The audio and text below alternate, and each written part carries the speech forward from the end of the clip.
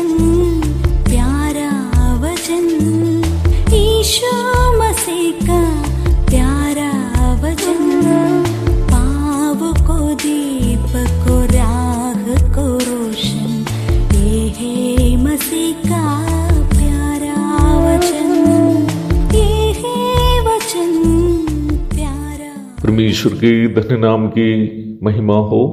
प्रभात मनन के सत्र 1888 में आप सभी का बहुत ही विनम्रता के साथ स्वागत करता हूं।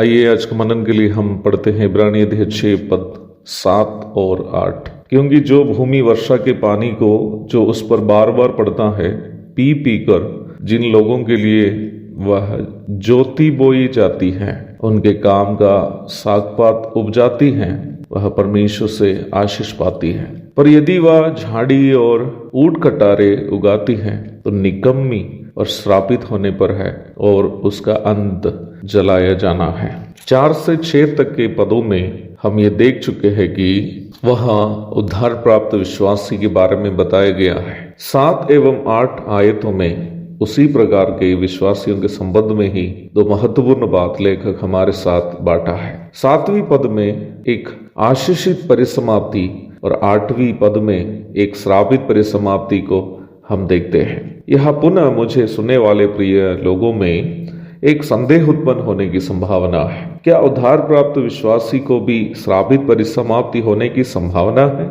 उद्धार पाकर यीशु मसीह में धर्मी का पद प्राप्त मसीही विश्वासी को क्या प्रभु पुनः श्रापित घोषित करेंगे?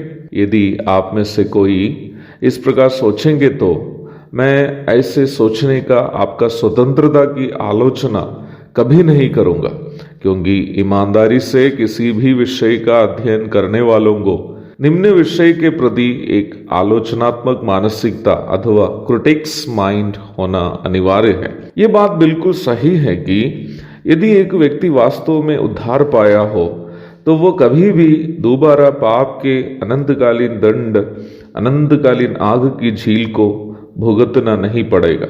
रोमी अध्याय 8 पद 1 और 33। परंतु वचन यह बात स्पष्ट करता है कि उसके द्वारा वर्तमान संसार में रहते समय किए जाने वाले कामों के 2 प्रकार का अंत होगा, जो यानी आशीषित हो सकता है, नहीं तो श्रापित। निम्न सच्चाई को बाइबल के अन्य भागों में भी पवित्र आत्मा हमें स्पष्टता के साथ समझाते हुए हम देखते हैं। 1 कुरिन्थी 3 अध्याय की 14वीं एवं 15वीं पदों में विश्वासी के कामों को 2 प्रकार परिभाषित किया है, जो क्रमशः 14वीं पद में स्थिर रहने वाले काम अथवा वर्क्स विच विल रिमेन और 15वीं पद में जल जाने वाले काम अथवा works which will be burned up है। इसी 15वीं पद में ही उद्धार की सुनिश्चितता और कामों की अनिश्चितता भी हम देखते हैं। यदि किसी का काम जल जाएगा तो वह हानि उठाएगा, पर वह आप बच जाएगा, परंतु जलते जलते। 1 कुरिन्थी 9:27 में समान अर्थ की बात प्रेरित पौलुस चर्चा करते हुए आप देख सकते हैं। निम्न भाग में प्रचार प्रसार की सेवा में स्वयं निकम्मा अथवा बिना काम का होने की संभावना को लेखक पौलुस हमारे सामने एक चेतावनी के रूप में प्रस्तुत किया है। अर्थात बहुत सारे काम किए हैं, परंतु यदि प्रभु मसीह के न्यायासन के सामने हमसे ये कहे कि तेरे सारे काम निकम्मा है, तो वो कितनी शर्मिंदाजनक बात होगी। 2 तीमुथियुस 2:15 में तीमुथियुस को चेताते हुए भी हम देखते हैं कि परमेश्वर के सामने अपने आप को एक ग्रहण योग्य मजदूर के रूप में पेश करे ताकि लज्जित होने ना पाए। प्रारंभ में पढ़ी गई 2 पदों में विश्वासी के कामों के 2 प्रकार के परिणाम की चर्चा की गई है। प्रभु दया करे तो इस अध्ययन को हम कल जारी रखेंगे।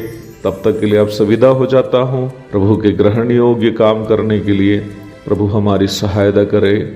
आमीन। मारानाथा।